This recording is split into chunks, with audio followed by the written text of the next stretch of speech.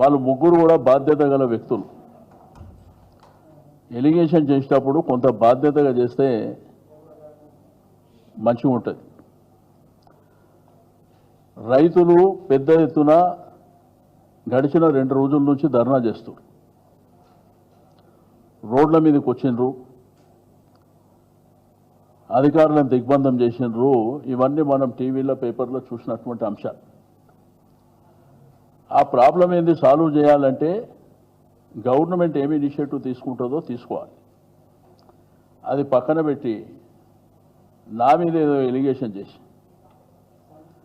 ఆ కంపెనీకి మా కొడుకు కానీ మాకు కానీ ఎటువంటి సంబంధం లేదు. రెండోది, మీరు ప్రూవ్ చేస్తే మీకే రాసిస్తాం. ఒకటి,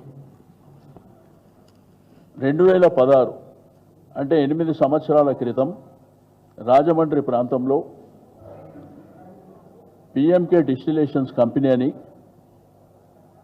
ప్రారంభించి ఒక గ్రూప్, ఒక 8-9 మంది వాళ్ళు ఒక కంపెనీ పెట్టాలన్నటువంటి సంకల్పంతో అక్కడ స్టార్ట్ చేశారు.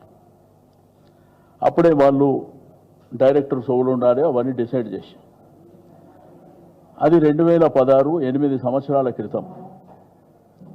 అది కూడా సెప్టెంబర్. ఆ తర్వాత అప్పుడు తెలుగుదేశం ప్రభుత్వం ఉండే అక్కడ ఆంధ్రప్రదేశ్.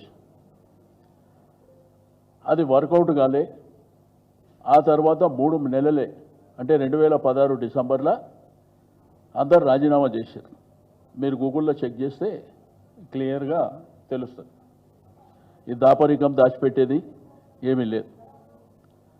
అది అక్కడికి క్లోజ్ అయిపోయింది. 2016లో క్లోజ్ అయిపోయింది. ఆ పేపర్ తీసుకొని, ఆ పేపర్ ఎన్నో పట్టుకొని ఇది చూపిస్తారు మీకు.